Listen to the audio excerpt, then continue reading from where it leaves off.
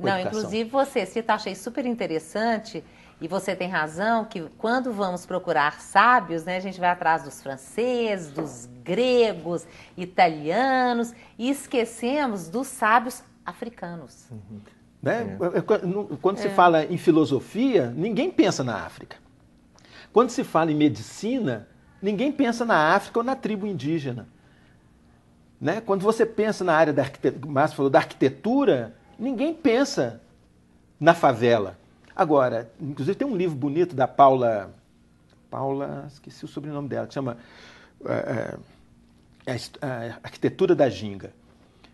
Né? Onde ela discute a diferença entre o arquiteto favelado e o arquiteto formado na universidade. O que separa um do outro? Porque o cara na favela constrói uma casa, né? E a maneira como ele constrói, ele encontra soluções ali para o terreno onde ele constrói, ele encontra soluções de conexão entre a casa dele e o outro, né?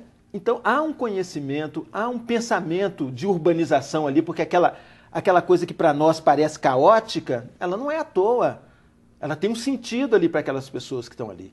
Elas se protegem, né? Se torna difícil, né? Quando a favela se constrói, é no momento de guetização dessa população. Então ela vai criar dificuldades para que a polícia invada ali, porque eles têm que se resguardar. Então há toda uma estrutura de construção que é pensada, que tem um sentido, né? Tem uma coisa bacana nessa discussão sobre a diversidade, que é deixar de pensar o ser humano pelo que lhe falta para chegar a ser alguma coisa, e tratar o ser humano como sempre portador de algo positivo, né? Isso não é uma abstração, isso faz muita diferença. Por exemplo, se nós olhamos para os mais idosos, não como portadores da falta da juventude, mas como portadores de uma sabedoria que só o tempo oferece, então nós certamente não teremos mais a coragem de tratar essas pessoas como um peso na sociedade, porque eles serão portadores de alguma coisa que falta e que é fundamental para a sociedade. Se a gente olha para a criança não como um saquinho vazio, que precisa ser preenchido pela educação, por isso, por aquilo, mas a criança como uma portadora, né, de uma liberdade que aos poucos a gente vai perdendo, de uma espontaneidade, de uma capacidade do lúdico, do brincar, que isso é fundamental para ela e tal. Então nós deixamos de discriminar a criança, de ordenar a criança e começamos a inscrevê-la, né, a incluí-la.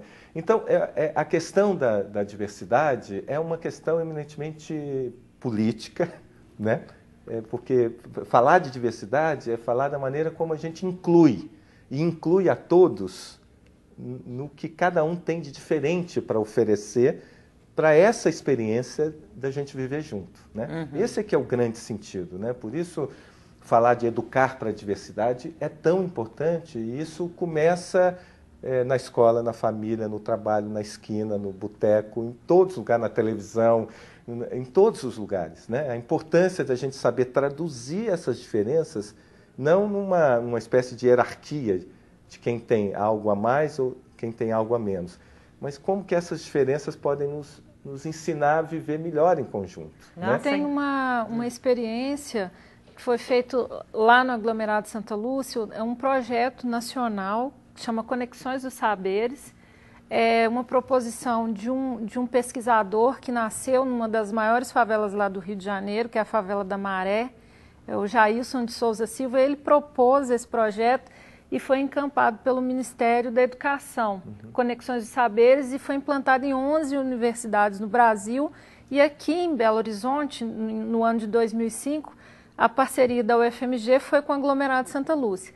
E o que era esse projeto? Era conectar esse conhecimento acadêmico com essa sabedoria da comunidade. Como que seria essa conexão? Não algo hierarquizado, né? O conhecimento tipo científico... A universidade sabe mais. Tudo. Não, era colocar no mesmo nível esses dois conhecimentos para um diálogo. E o resultado dessa conexão, né, aqui em Belo Horizonte foi o projeto Memória, o resgate da história lá do aglomerado Santa Lúcia, com universitários de diferentes cursos e com moradores lá da comunidade também, muitos deles universitários. Foi feito esse trabalho de coletar a memória da comunidade. Então, o tempo todo era esse exercício de pensar essa diferença. E não foi um exercício fácil. Então, por exemplo, quando a gente fala de diálogo, quando a gente fala desse momento de encontro, a gente não está querendo dizer que vai ser algo tranquilo, que não vai ser algo com tensões. É algo bastante tenso, né? Porque é difícil esse contato, essa interação. Então, eu acho que, além de políticas que possibilitem, né, essa interação, é necessário também uma predisposição das pessoas para essa diversidade, né? As pessoas têm que ter o interesse de encontrar com o outro, com essa diferença.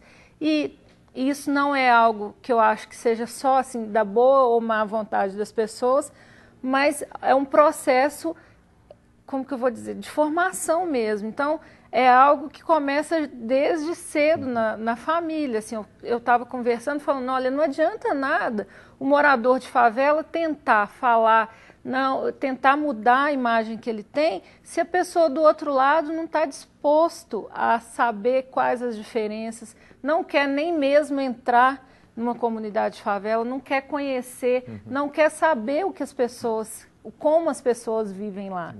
Tem hoje um termo que eu acho muito legal, que chama diálogo intercultural, né? Que me parece muito adequado, né, essa nossa conversa aqui, né? Que de fato é nesse diálogo intercultural entre pessoas que têm culturas diferentes, né, que nós começamos a reconhecer quem somos nós, porque tem uma coisa que é bacana que eu queria chamar a atenção, é que o Márcio falou disso, o Gil também. Quando a gente defende a diversidade cultural, não pode parecer que é a defesa de que cada um seja o que é. Né? Apenas essa defesa de que me respeitem na minha identidade não é suficiente para a gente criar uma sociedade plural, uma sociedade que, no campo cultural, ela também é democrática. Né? O que precisa mais? Precisa que o direito que eu reivindico para que eu seja respeitado, eu também ofereça ao outro e eu também respeito ao outro. Então, é um direito e um dever. Né? Essas duas coisas têm que estar pensadas. E esse direito e esse dever, juntos, eles criam essa possibilidade do diálogo intercultural e criam uma coisa que é muito bacana. É como é que a gente, às vezes, olhando para uma realidade tão diferente da gente, uma cultura diferente, um povo que cultua um Deus de uma maneira tão diferente, eu vejo, além da diferença, eu vejo alguma coisa em comum. Eu vejo, para além dessa diferença, algo que é universal. Por exemplo, no campo da religião, se o meu Deus não é o Deus dos haitianos, por exemplo, mas eu percebo que tanto eu quanto eles precisamos de um Deus. Né? Então, essa experiência da gente ser único, mas a gente ser universal, ela é muito importante. Daqui a pouquinho nós vamos falar mais, porque nós temos que fazer intervalo, gente, mas daqui a pouquinho a gente volta, tá? Até já. Com o tempo, né, a escola foi percebendo, e no campo da educação foi se percebendo que a educação não é só instrução, a educação é um processo muito mais amplo do que esse, de que a educação ela tem uma ligação profunda com a realidade cotidiana dos indivíduos.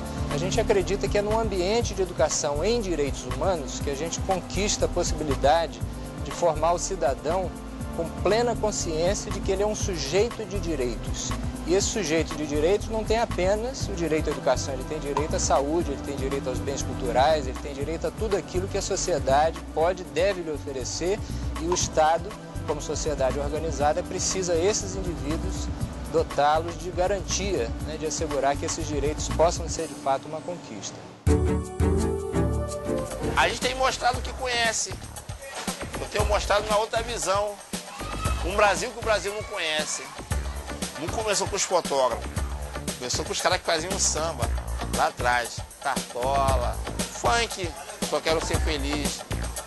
Morar tranquilamente na favela onde eu nasci. Com hip hop,